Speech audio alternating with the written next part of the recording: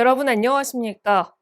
경유 가격이 당분간 더 오를 것이라는 전망 속에서 정부가 화물차와 택시 등 경유 차량으로 생계를 잇는 사람들에게 더 많은 보조금을 지급하기로 결정했습니다.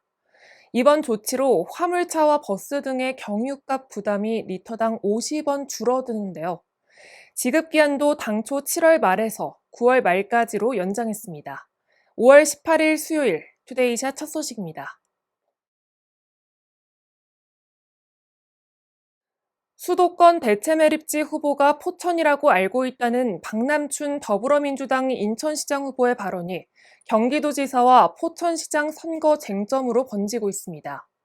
김은혜 국민의힘 경기도지사 후보와 배경현 포천시장 후보는 오늘 소우릅 사무소에서 긴급 기자회견을 갖고 박남춘 후보는 무책임한 발언에 책임을 지고 사퇴하라고 강력 반발했습니다. 또 이 발언에 대해 김동연 후보와 박윤국 후보 간의 협의가 있었는지도 밝혀야 할 것이라고 말했습니다. 이에 박윤국 민주당 포천시장 후보도 기자회견을 열고 반격에 나섰습니다. 박 후보는 윤석열 인수위가 환경부로부터 수도권 매립지 대체 부지를 이미 보고받았던 점과 유정복 후보의 제가 생각했던 구상이 실현되고 있다는 발언을 들며 윤석열 인수위는 수도권 쓰레기 매립지를 포천에 두기로 하는 계획을 철회하고 포천 시민에게 사과하라고 말했습니다. 김동연 후보도 SNS를 통해 이 모든 것이 유정복 후보의 포스트잇으로 가린 인수위 보고서로 드러났다며 경악스러운 일이라고 개탄했습니다. 인천시 권역형 환경보건센터가 어제 가천대학교 의과대학에서 개소식을 열고 제1회 인천 환경보건 포럼을 개최했습니다. 인천시 환경보건센터는 환경부와 인천시가 공동으로 지역의 맞춤형 환경보건 정책을 추진하기 위해 마련한 사업인데요.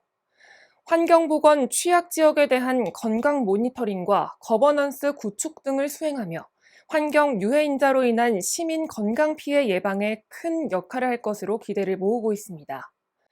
특히 올해는 환경 문제와 관련된 질환이 의심되는 시민 누구나 방문할 수 있는 환경성 질환 안심진료센터가 오는 7월에 시범 운영될 예정입니다. 고양시 여성회관이 1년여간의 리모델링 공사를 마무리 짓고 지역 내 세대와 성별을 아우르는 공간으로 재탄생했습니다. 고양시 여성회관은 지난 20여 년이라는 오랜 역사를 지닌 공간인 만큼 건물 설비의 노후화로 인한 보수가 시급했는데요. 각종 노후 설비 개선은 물론 냉난방 재설계와 친환경 에너지 설비, 편의시설 확충 등 내외부 공간을 시민들의 일상에 가장 밀착된 구조로 재설계했습니다. 또 글로벌 컨퍼런스룸과 북카페, 가족 친화 단기 테마 특강도 운영하는 등 여성만이 아닌 가족과 시민 모두가 서로 소통할 수 있는 공간으로 만들기 위해 노력하고 있습니다. 순간의 판단과 현명한 대처로 손님의 보이스피싱 피해를 막은 안양시 만안구의 한 편의점 직원이 피싱 지킴이로 선정됐습니다. 편의점 직원인 25살 김모 씨는 지난달 기프트 카드를 전부 달라는 60대 한 손님을 이상하게 여기고 보이스피싱을 의심했는데요. 손님의 휴대전화를 충전해주면서 우연히 문자 메시지를 보고 보이스피싱 문자라는 것을 인지하고 경찰에 신고했습니다.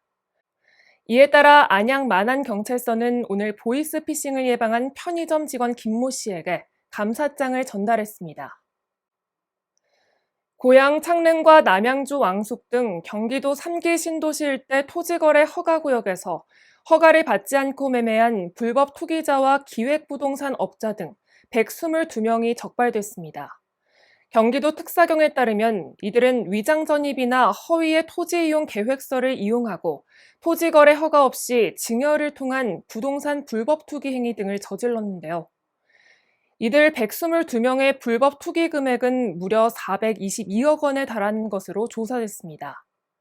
김영수 공정특별사법경찰단장은 수도권 주택 공급의 일환인 3기 신도시에 대해 이번 수사 지역 외에도 고강도로 수사를 추진할 예정이라고 말했습니다.